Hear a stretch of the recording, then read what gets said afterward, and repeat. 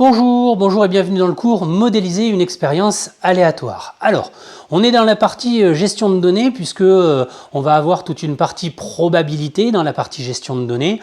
Donc là, on parle de proba. D'accord? Donc on fait attention, c'est pas très compliqué les probas, il y a juste une petite partie sur le vocabulaire qui peut être un peu pénible, mais vous allez rapidement vous apercevoir que dans les exercices qu'on va vous proposer, les réponses sont un peu évidentes, il y a beaucoup de lecture souvent, mais avec un petit peu de jugeote, on s'en sort sans trop de problèmes, c'est pas très complexe, seulement il faut faire attention au vocabulaire. Alors déjà, première chose, on parle d'expérience aléatoire. D'accord? Ce ne sera pas un exercice, ce sera une expérience aléatoire. Alors, elle est dite aléatoire, cette expérience, lorsqu'on ne peut pas prédire le résultat. Par exemple, je prends un dé, non truqué, je le lance. Est-ce que je peux savoir si je vais tomber sur le 2, sur le 3 ou sur le 4? Non, je ne peux pas savoir. Par contre, si je prends ma télécommande et que je dis je la lance, est-ce qu'elle va aller vers le haut, vers la gauche, vers la droite ou vers le bas? Tout le monde sait que la gravité fait que la télécommande va s'éclater par terre. Donc, on peut prédire le résultat en avance. Ce n'est pas une expérience aléatoire.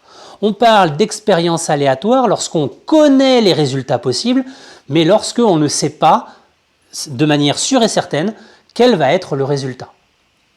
Donc attention, aléatoire uniquement dû au hasard. Alors je vous en propose 3 expériences aléatoires. Une expérience sur un lancer de pièce qui est absolument énorme, elle est énorme cette pièce, puis en plus elle est déformée. Bon, c'est pas grave, on a compris que c'était une pièce.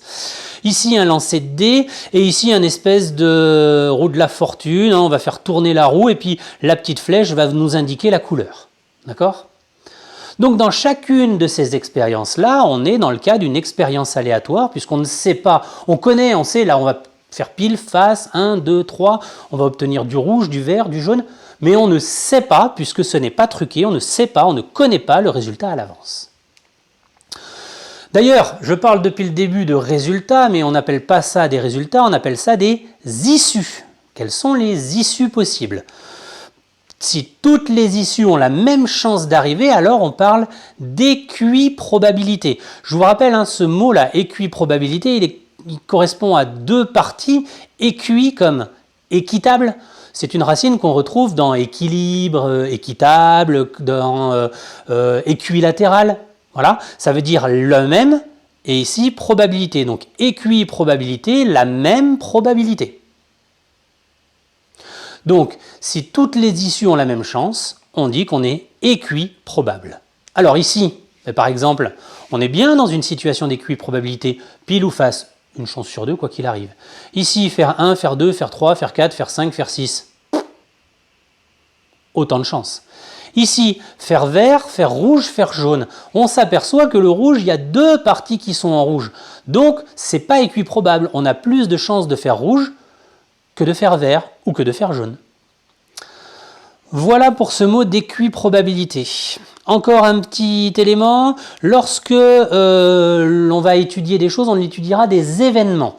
Et on va avoir une petite notation particulière sur ces événements, puisque ce qu'on va faire, c'est qu'on va les représenter par une lettre.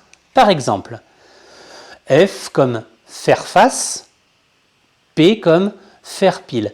Et on calculera la probabilité de F. Et ça voudrait dire quelle est la chance que j'ai de faire face. C'est pour aller plus vite et pour avoir une notation jolie mathématique.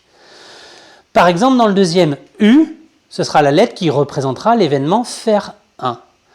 I, ce sera l'événement ce sera la lettre qui représentera l'événement faire un nombre impair. Et c'est là qu'on commence à voir la distinction.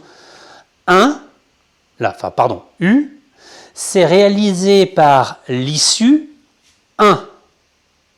Alors que faire un nombre impair, c'est réalisé par 3 issues différentes. Il y a 1, il y a 3 et il y a 5. Donc cet événement-là est réalisé par 3 issues, alors que l'événement faire 1 est réalisé par une issue. Vous voyez, il faut bien faire attention à ce qu'on dit. Et ici, par exemple, pour le dernier, voici 2 événements, dont un n'est pas très intelligent, mais on va le faire quand même. J comme tomber sur du jaune, donc on cherchera la probabilité de J, quelle est la chance qu'on a de tomber sur du jaune, ou V comme tomber sur violet.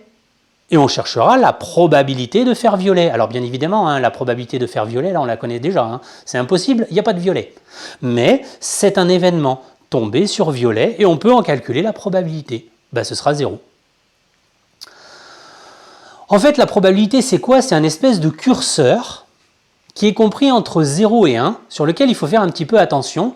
C'est-à-dire que plus on va aller du côté de 0 et on sera de moins en moins probable, plus on va aller vers 1 et plus on sera probable. Avec, lorsqu'on est 1, la probabilité est certaine. Et quand c'est 0, la probabilité est impossible. Alors attention avec une petite manière de parler dans la langue française. Si je vous dis quelle est la chance qu'on a de gagner au loto, la moitié d'entre vous vont me dire c'est même pas la peine, c'est impossible, on gagne jamais au loto. Non, il y a quelqu'un qui gagne de temps en temps. C'est pas souvent, malheureusement c'est jamais moi, mais en tout cas ça arrive. Donc la probabilité elle est pas exactement à 0, elle est à 0,0001 peut-être. Donc elle est très très proche d'impossible, mais elle n'est pas impossible. Elle est très peu probable. Il faut faire attention. Dernière chose que je vais expliquer avant la fin de ce cours, c'est que des fois on ne peut pas la calculer la probabilité. Alors qu'est-ce qu'on va faire?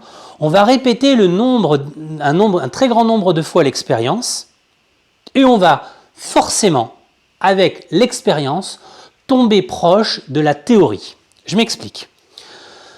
Je prends un dé. Faire 5, bah, j'ai une chance sur 6.